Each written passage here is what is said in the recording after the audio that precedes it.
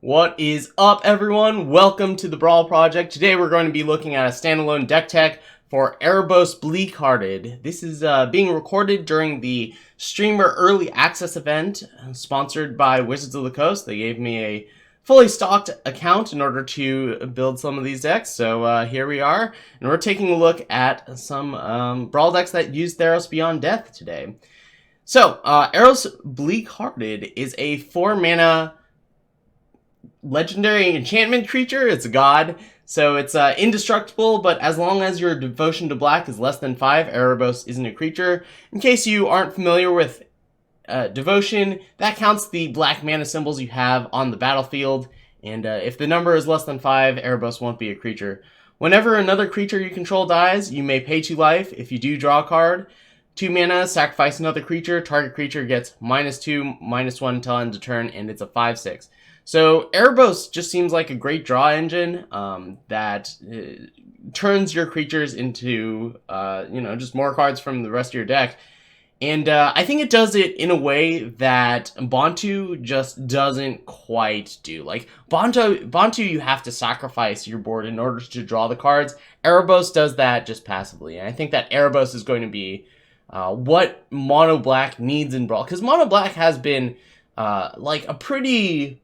It's right on the cusp of being one of the stronger colors, archetypes, whatever you want to say, in Brawl. But I think it needs a little push, and I think that Erebos might be the thing to give it that. At the very least, I'm very excited to try to play an Erebos deck and see how it works. So we're going to be playing a lot of dorky creatures. We've got Cauldron Familiar. That, of course, goes with the Witch's Oven. Foulmire Knight, Gutterbones, Knight of the Eben Legion. We're playing a few things that just kind of come into the battlefield, have an effect, and get sacrificed. Burglar Rat, Orzhov Enforcer, another creature that you don't care if it dies.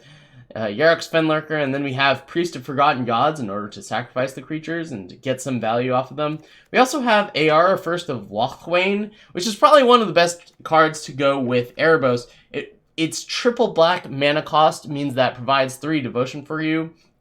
And it also gives you a way to sacrifice other creatures in order to draw cards. So if you play AR on turn, well, if you play one of these creatures on turn 1 or 2, then you play AR on turn 3, Erebos on turn 4, you can sacrifice one of those creatures, pay 2 life with Erebos, and you get to draw 2 cards. So that's some pretty good value. Now, if we're looking to grind out some value, we're going to want some removal in order to trade resources with our opponent. We've got Duress, Spark Harvest, the good black removal we get not only from the new set, but also cards that we already have, like Murderous Rider. But we do get a Drag to the Underworld, which in a deck like this that just has a ton of black mana symbols and permanents, I expect this to be 2 mana, destroy target creature a lot of the time. We also get Eat to Extinction, exile target creature or planeswalker. And that's going to be nice alongside Murderous Rider to deal with opposing planeswalkers.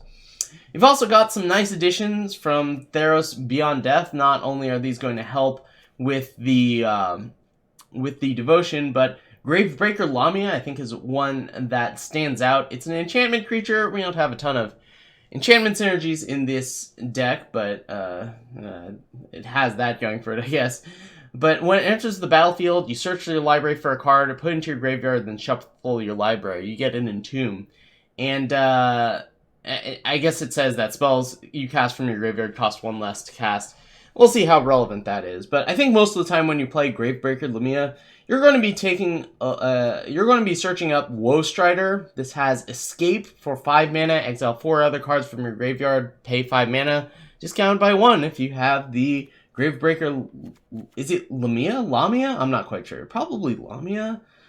Anyway.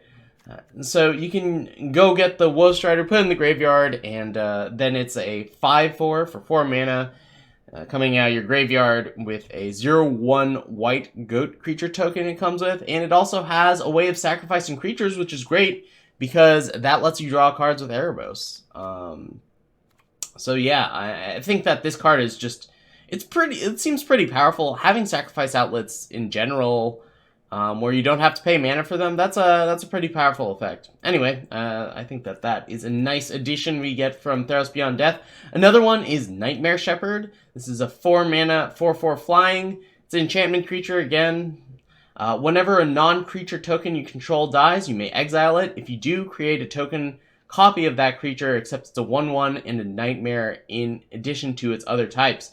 So you can imagine a situation where you play a Nightmare Shepherd, you play a Cavalier of Night, you sacrifice a Burglar Rat, you exile the Burglar Rat, and you get to get a copy of it.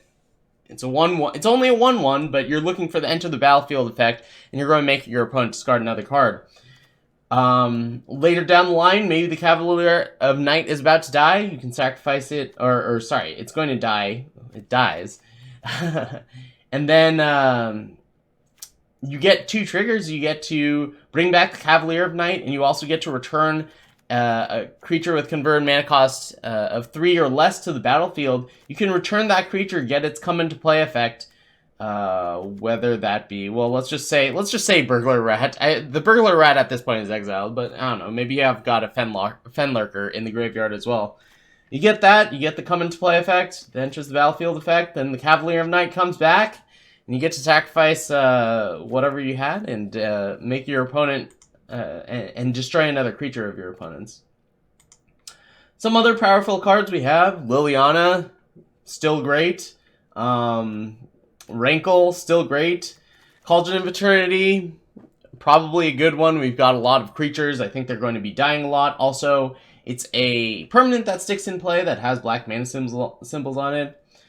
Pretty standard. Oh, and one more card that we get from Theros Beyond Death that I really need to mention, and that's Grey Merchant of Asphodel. This is a reprint from the first time Theros rolled around, and, well, it does a lot of work. The first time we had Theros, we had a really good double black enchantment that would just accumulate on the board, and then Grey Merchant would drain for a ton. When it enters the battlefield, each opponent loses X life, where X is your devotion to black. You gain life equal to the life lost this way. That's very frequently a big swing. I mean, we've got Ayara and Yurik's Fenlurker. If we just play it, if you can imagine a curve of Ayara into Dread Presence into Grey Merchant, all of a sudden we're draining for 6. That's a huge life swing. Another card I'm excited to play from Theros Beyond Death is Underworld Dreams. This one, it's a triple black enchantment, so it's going to stick around. And also, it punishes people that do nothing but play counterspells and draw cards. So anything that does that, I'm happy to have around. One final note about this deck, we've got Thought Distortion. This is a card that I really like out of non-blue decks, because a lot of the time, a lot of the times you might have trouble against a big mass manipulation, or a planeswalker coming down, or a sweeper, or something like that. Thought Distortion says no to all of that, and it also even exiles the card so they can't get it back later. It's very good against non-creature cards, which are what, the rest of the cards you have in black decks often do very well against creatures. So it's nice to have something that deals with the rest of what you might have to deal with. Anyway, nothing too interesting in the mana base. We're just playing the black non-basics that we get access to in Mobilized District, which helps attack down planeswalkers, maybe. Probably not too useful in this deck. Also, would prevent us from playing a turn 3 AR or Underworld Dreams, but hopefully that won't come up too much. Anyway, I'm really excited to play this. I've enjoyed playing mono black decks so far, but it just felt like it was missing something, and I think that Erebos might be what it's missing in order to breathe some new life into those mono black Brawl decks. All right, thanks for watching. Hit that subscribe button if you like videos like this. You can also catch me at twitch.tv/sunnyvale. I stream Brawl Monday through Thursday at noon Pacific.